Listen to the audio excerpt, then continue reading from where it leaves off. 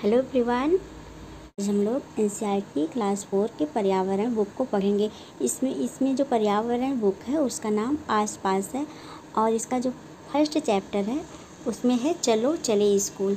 इसमें छोटे छोटे चैप्टर्स दिए हैं जो हमें हमारे इन्वायरमेंट के बारे में, इन सब के बारे में बताया गया है। और हम जो जीव जंतु रहते हैं, जो पेड़ पौधे रहते हैं, उसमें थोड़ी छोटी छोटी सी जानकारियाँ दी गई। तो हम इसको जो चैप्टर है ये हम अलग अलग नहीं पढ़ेंगे, 4-5 चैप्टर 5-5 का ग्रुप बना के, क्योंकि इसमें यूनिट 27 तक है। तो हम इसको ग्रुप में 50-50 करके पढ़ लेंगे। जो पार्ट छोटे हैं तो उसको हम जल्दी ज़्यादा कवर कर लेंगे और जो पार्ट ज़्यादा है उसको हम कम लेके कवर करेंगे। तो चलिए हम स्टार्ट करते हैं। इसमें पार्ट 1 चलो चले स्कूल। आओ कुछ बच्चों से मिले और देखें कैसे कैसे ये स्कूल पहुंचते हैं। तो इसमें देखिए, जो स्कूल जाते हैं हमारे देश में, अलग अलग जो राज्य हैं जहाँ का जैसे इन्वायरमेंट है वहाँ पे बच्चे किस तरह स्कूल जाते हैं, क्योंकि हमारे देश में कहीं मैदानी इलाका है, कहीं जंगली है, तो कहीं पहाड़ है। इस तरह वहाँ पे बच्चे किस तरह स्कूल जाते हैं। तो सबसे पहले असम में ये देखिए, असम में बच्चे जो है कैसे स्कूल जाते हैं। असम में बहुत बारिश होती है तो यहाँ पे जो बच्चे हैं वो बांस से बना पुल, इससे जो है स्कूल जाते हैं। बांस से बने हुए पुल से स्कूल जाते हैं। इसके बाद है, क्योंकि यहाँ पे बारिश बहुत होती है, हमारे यहाँ बारिश बहुत होती है। जो असम का बच्चा है वो बता रहा है हमारे यहाँ बारिश बहुत होती है, कभी कभी तो चारों तरफ घुटने तक पानी भर जाता है, फिर भी हम स्कूल जाने से नहीं रुकते। एक हाथ में किताबें उठाते हैं और दूसरे हाथ से बांस को पकड़ते हैं। हम जल्दी जल्दी बांस और रस्सी से बना पुल पार करके जाते हैं। तो बांस और रस्सी से, जो ये देखिए बांस और रस्सी से बना हुआ जो पुल है उसको पार करके सहारा, एक हाथ में बुक्स लिए रहते हैं और दूसरे हाथ से बांस को पकड़ के वो रस्सी के पुल से बने हुए जो पुल बना हुआ होता है उससे वो पार करके स्कूल जाते हैं।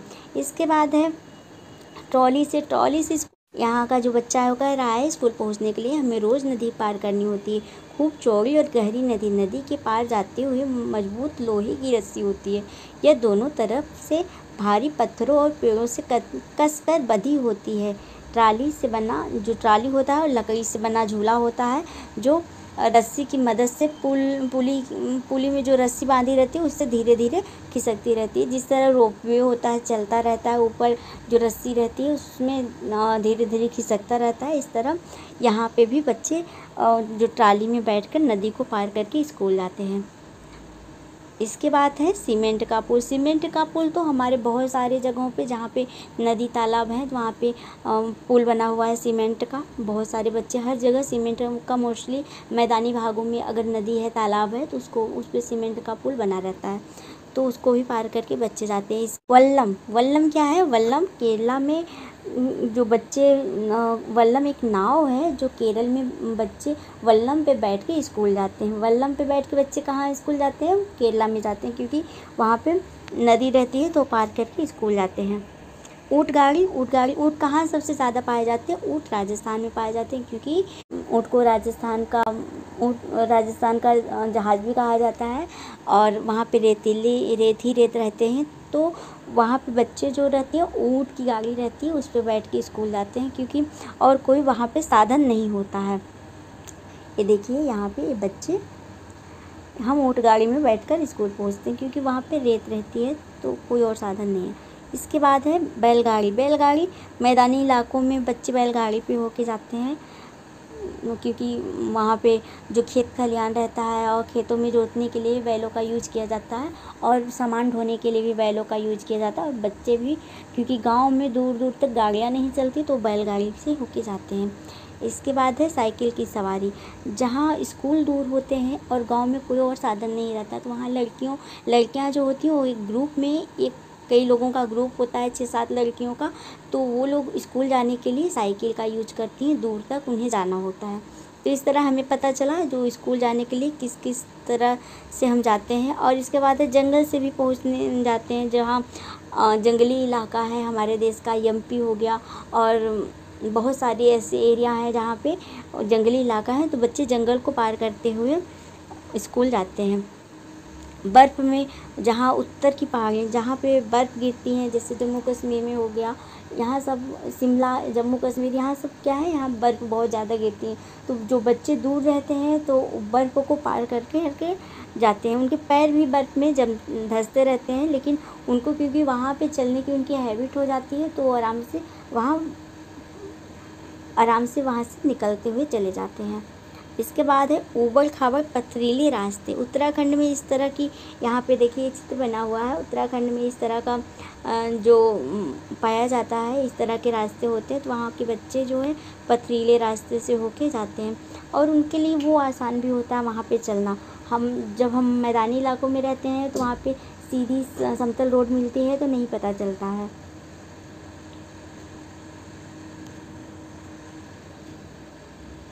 तो इस चैप्टर में हमें पता चला कि किस तरह हमारे देश में, हमारे अलग अलग राज्यों में वहाँ के बच्चे किस तरह स्कूल जाते हैं, और स्कूल जाने के लिए उन्हें किन किन कठिनाइयों का सामना करना पड़ता है। तो नेक्स्ट चैप्टर हम देखते हैं। इसके बाद है लेसन टू कांड में। इस पार्ट में ये दिया है जो बहुत सारे जानवर, हाथी, गाय और हिरन, चूहा, इस तरह बहुत सारे जानवर हैं और बहुत सारे पंछी हैं जिनके बारे में बताया गया कि उनके कान किस आकार में हैं, किसके कान बाहर से दिखाई देते हैं और किसके कान नहीं दिखाई देते हैं। जैसे हाथी के कान तो बहुत बड़े बड़े होते हैं, तो जैसे लगता है कि सूप की तरह कान होते हैं। ऐसे रैबिट के कान भी बड़े होते हैं, भैंस के, गाय के भी कान बड़े होते हैं, हिरन के कान भी बड़े होते हैं, और चूहे के भी कान बड़े होते हैं जो कि हमें दिखते हैं। और पंछियों के कान, वो उनके इतने बड़े बड़े बाल होते हैं कि अंदर उसमें रहते हैं, अंदर छिपे रहते हैं, जिसमें उनके कान नहीं दिखाई देते। मेढक के कान और मछली के कान, इन सब के कान बहुत बहुत ही छोटे होते हैं, जो कि नॉर्मली हमें बाहर की तरफ नहीं दिखाई देते हैं, लेकिन उनके कान होते हैं। ये नहीं कि हम उसको समझे कि कान नहीं होते हैं।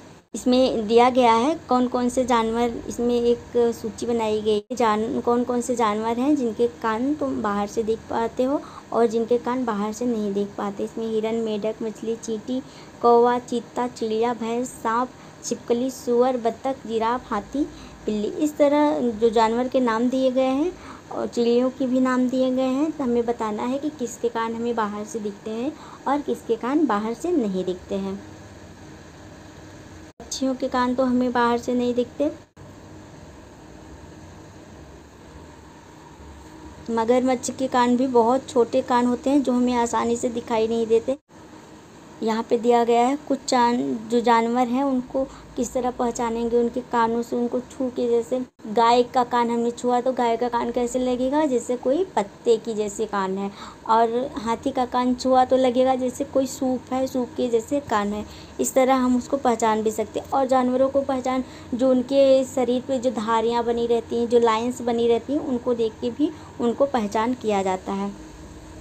तो इसमें बस ऐसे छोटा सा बस जानकारी था कि किसके कान हमें बाहर से दिखते हैं और किसके कान हमें बाहर से नहीं दिखते हैं।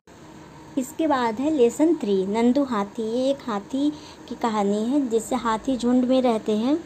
तो इसमें एक छोटा सा हाथी है, हाथी जो झुंड में सबसे छोटा हाथी है, जिसका नाम नंदू है। और इसमें वो अपने पूरे झुंड में पूरी फैमिली के साथ रहता है। तो वो क्या पसंद करता है, वो पत्तों को खाना पसंद करता है। और हाथियों को पानी में, कीचड़ों में खेलना, नहाना बहुत पसंद है। और जो हाथी होते हैं, इसमें बताया गया है एक बड़ा हाथी एक दिन में 100 किलोग्राम से ज़्यादा पत्ते और झाड़ियाँ खा लेता है। हाथी बहुत कम आराम करता है, यह एक दिन में केवल 2-4 घंटे ही सोता है। हाथी को पानी और कीचड़ से खेलना बहुत भाता है, इससे उसके शरीर को ठंडक मिलती है। वैसे उसके कान भी पंखे की तरह होते हैं। गर्मी लगने पर हाथी अपने कान हिलाकर हवा करता है। तो कैसे होते हैं हाथी के कान? हाथी के कान पंखे जैसे होता है। मैंने अभी बताया हाथी के कान सूप के जैसे भी होता है, तो वो पंखे जैसे होता है। तो उससे हाथी उसको हिला के जब गर्मी लगती है तो उससे हवा भी कर लेते हैं। वैसे फ़ायदा है बड़े कान होने का। इसमें जो नंदू हाथी है वो 3 महीने का है और उसका वज़न 200 किलोग्राम है। इस चैप्टर में और भी बताया गया है कि जो हाथी होते हैं वो अपने झुंड में साथ साथ रहते हैं। और हाथी, देखिए यहाँ पे दिया गया है, नंदू हाथी अपने झुंड के साथ साथ रहता है। हाथियों के झुंड में केवल हथिनियाँ और बच्चे होते हैं। झुंड की सबसे बुजुर्ग हथिनी ही पूरे झुंड की नेता होती है। तो इसमें जो झुंड होता है हाथियों का, उसमें हथिनी और बच्चे ही रहते हैं। और जो सबसे बुजुर्ग होती, जो सबसे बड़ी हाथिनी होती है, वो उस झुंड की लीडर होती है। एक झुंड में 10 से 12 हथिनियाँ और बच्चे होते हैं। हाथी 14-15 साल तक ही इस झुंड में रहते हैं, फिर वे झुंड छोड़ देते हैं और अकेले रहते हैं। नंदू भी जब 14-15 साल का हो जाएगा तो वह अपना झुंड छोड़ देगा। क्या है, नंदू कितने साल का था, अभी हमने ऊपर पढ़ा था। नंदू सिर्फ अभी 3 महीने का है, तो उसकी भी वो 200 ग्राम का है, 200 किलोग्राम का है, 200 किलोग्राम का है। जब वो बड़ा हो जाएगा तो अपने हाथियों के जो झुंड है उसको छोड़ देगा। और क्या बताया गया है, जो हाथी होते हैं उनको पानी में खेलना और नहाना बहुत पसंद है। तो ये हमें हाथी के बारे में पता चला कि हाथी किस तरह झुंड में रहते हैं। और हाथी एक दिन में कितना खाते हैं। हाथी एक दिन में 100 किलोग्राम पत्ते और झाड़ियाँ खा ले जाते हैं। अब हम चैप्टर 4 पे आ जाते हैं, अमृता की कहानी। ये अमृता की कहानी है, जो कि अमृता बिश्नोई नामक राजस्थान के जोधपुर में एक महिला है, जो खेजड़ेली गांव की रहने वाली है, जो जानवरों और पेड़ पौधों से बहुत ज़्यादा प्रेम करती है, बहुत ज़्यादा प्यार करती है। उसका कहना था, अगर पेड़ है तो हम हैं। पेड़ और जानवर हमारे बिना रह सकते हैं, पर हम उनके बिना नहीं रह सकते। सही बात है, पेड़ों से हमें ऑक्सीजन मिलता है, हमें पेड़ों से खाने पीने की चीज़ें मिलती हैं, जानवरों से भी हमें दूध दही आदि सब चीज़ें मिलती हैं। तो वो हमारे बिना रह सकते हैं, क्योंकि हम उनके लिए कुछ नहीं करते। वो पेड़ों को खा के भी रह सकते हैं, जानवर पेड़ों को खा के रह सकते हैं, पेड़ पौधे भी उग सकते हैं। लेकिन हम क्या है, हम उन पे डिपेंड हैं। तो हम उनको अगर ख़त्म कर देंगे, हम उनको अगर मार देंगे तो हम कैसे जीवित रहेंगे। उनका कहना ये है। अमृता के जो दोस्त हैं वो भी बहुत ज़्यादा खुश हैं उनके साथ में। उनको भी पेड़ों के साथ रहना बहुत अच्छा लगता है, क्योंकि जो हम नॉर्मली देखते हैं कि हमें जो चीज़ पसंद रहता है, जिस तरह हमारा अपना नेचर रहता है, तो हम वैसे ही दोस्त बनाते हैं। तो अमृता ने भी वही किया है। अमृता को पेड़ पौधे बहुत पसंद है, तो उनके दोस्तों को भी पेड़ पौधों के साथ रहना उनको बहुत पसंद है। एक बार यहाँ पे एक कहानी है। एक बार जो राजा है, राजा ने आदेश दिया लोगों को कि पेड़ों को काट के लाया जाए, क्योंकि खेजड़ेली गांव में जो खेजड़ेली का पौधा होता है वो औषधि का काम करता है। उसके जो फलियां होती हैं उसकी सब्जियां बनाती है, और जो पेड़ होता है उसमें कीड़े भी नहीं लगते। तो राजा ने आदेश दिया कि जाके उस पेड़ को काट के महल के निर्माण के लिए लाया जाए। तो सब जो आदमी थे जो लकड़ी काटने के लिए आ गए, अमृता ने जाके उन्होंने पहले विरोध किया, फिर जाके वो पेड़ को पकड़ के लटक गई। तब वो आदमी, क्योंकि राजा का आदेश उनको मिला हुआ था, तो वो माने नहीं। तो उन्होंने पहले उन पे वार कर दिया, तो इससे उनके पैरों में चोट लग गई। और इस तरह उनको देख के उनकी पूरी परिवार के, उनके दोस्त, उनके पूरे गांव वाले सब आके पेड़ों को पकड़ के वहाँ पे बैठ गए। सब पेड़ों से चिपक के वहाँ बैठ गए, तो कोई नहीं हट रहा था। इस तरह वहाँ पे बहुत सारे लोगों की जान गई, अमृता की, और भी गाँव के 300 लोगों का लगभग उसमें मारे भी गए। तब राजा को जब ये चीज़ पता चला तो उन्हें तो पहले बिलीव नहीं हुआ कि कोई पेड़ों के लिए जान दे सकता है। फिर उन्होंने जाके खुद देखा, बाद में उनको समझ में आया कि पेड़ों की महत्व के बारे में क्या है। ऐसे हम पेड़ों के साथ नहीं करना चाहिए, बल्कि पेड़ों को सेव करना चाहिए। तब राजा ने वहाँ पे कभी किसी को काटने का आदेश नहीं दिया। अभी भी वो गाँव है, वहाँ पे बहुत ज़्यादा, वहाँ पे हरा भरा पेड़ पौधे वहाँ पे बहुत ज़्यादा है। इस तरह ये कहानी है, जो कि गांव एकदम सुरक्षित है अब राजा ने, क्योंकि आदेश दे दिया था। और यहाँ पे ये खेजड़ी का जो पौधा है उसके बारे में बताया गया। ये पेड़ रेगिस्तानी इलाके में खूब पाया जाता है। इससे ज़्यादा पानी की ज़रूरत नहीं होती। इस पेड़ की छाल दवा के काम आती है, और इसकी लकड़ी को कीड़ा भी नहीं लगता है। इस पेड़ की फलियों की सब्जी बनाई जाती है। इसकी पत्तियां यहाँ पर रहने वाले जानवर खाते हैं, और इसकी छाया में तुम जैसे बहुत से बच्चे खेलते हैं, क्योंकि ये राजस्थान में पाया जाता है। हमें वैसे भी पता है राजस्थान एक रेतीला जगह है जहाँ पे बहुत ज़्यादा पेड़ पौधे नहीं मिलते हैं। तो खिजड़ी बेसिकली वहीं पाया जाता है, जो कि बहुत ज़्यादा यूज का होता है। खिजड़ी का जो फलियाँ होती है उसकी बहुत सब सब्जियाँ भी बना के खाते हैं। तो ये अमृता की कहानी है, जिन्होंने पेड़ों की रक्षा के लिए अपनी जान भी दे दी थी। ये इस कहानी को 300 साल पहले की कहानी है। जो वहाँ के जो लोग हैं, जो अमृता थी वो अमृता बिश्नोई उनका, और वहाँ के जो लोग हैं सब बिश्नोई कहलाते हैं, और जो कि पेड़ों और जानवरों की रक्षा करते हैं। रेगिस्तान में होते हुए भी यह इलाका आज भी हरा भरा है, बिना किसी डर के इधर उधर घूमते रहते हैं। तो ये हमारी स्टोरी रही अमृता की कहानी। इसके बाद चैप्टर 5 है अनीता की मधुमक्खियाँ। इस चैप्टर में हमें मधुमक्खी पालन के बारे में बताया गया है। अनीता कुशवाहा नामक, जो कि मुजफ्फरनगर ज़िले की रहने वाली, मुजफ्फरनगर बिहार में है, और वो मधुमक्खी पालन का काम करती है। तो उसने बताया कि उसका जीवन पहले आसान नहीं था। वह जब छोटी थी तो वह दिन भर बकरियां चराती थी, और बच्चों को स्कूल जाते देख के उसका भी मन बहुत करता था स्कूल जाना, लेकिन उसके माता पिता को स्कूल जाना नहीं पसंद था। उन्होंने फिर स्कूल में खुद ही जाके कहा, जो टीचर थे उन्होंने आके उनके माता पिता को समझाया कि बच्चों को स्कूल जाना देने का है। RTE 2009 का जो अधिनियम है, 6 से 14 साल के सभी बच्चों को मुफ्त और अनिवार्य शिक्षा का अधिकार होता है। जो 6 से 14 साल के बच्चे हैं उनको मुफ्त में शिक्षा दी जाएगी, और वहाँ पे स्कूल में उनको खाने पीने की भी सुविधा दी जाती है। तो इसके बारे में बताया तो उनके माता पिता ने उनको स्कूल भेजना शुरू किया। फिर जब वो 5वीं कक्षा पास कर ली, फिर आगे पढ़ने के लिए उन्होंने ट्यूशन पढ़ाना शुरू किया बच्चों को, और उन्होंने बहुत सारी चीज़ें सीखी। बाद में उन्हें पता चला कि उनके यहाँ, क्योंकि उनके गांव में लीची बहुत ज़्यादा होता है, सब वहाँ पे बहुत सारे लोग मधुमक्खी पालन का काम करते हैं। उन्होंने देखा कि मधुमक्खी पालन, फिर उन्होंने एक कोर्स किया मधुमक्खी पालन का, और उसके साथ ही उन्होंने ये शुरू किया, उन्होंने काम करना शुरू किया। और उसमें सबसे पहले मधुमक्खी के लिए बक्से खरीदने होते हैं, उसके एक अलग तरह से बक्से आते हैं जिसमें मधुमक्खी पालन किया जाता है। ये देखिए, ये अनीता है जो कि मधुमक्खी पालन का काम करती है। कि अक्टूबर से दिसंबर का जो महीना होता है वो मधुमक्खी पालन का सबसे अच्छा होता है, और जो लीची के फूल होते हैं वो फरवरी में खिलते हैं। तो उन्होंने क्या किया, बक्सों को लीची के बगीचे में रखा, और उनसे बाद में जब वो सारे जो मधुमक्खी थे उन्होंने शहद बन गया, तो उनको बहुत 12 किलो शहद उनको मिला, जिससे उनकी बहुत सारी कमाई हुई, बाज़ार में उन्होंने बेचा। इस तरह उन्होंने अपना जो व्यापार था, जो अपना रोज़गार था, वो बहुत ज़्यादा बड़ा कर लिया। और इन्होंने बताया कि अब मैं कॉलेज भी पढ़ने जाती हूँ। पहले उनके माता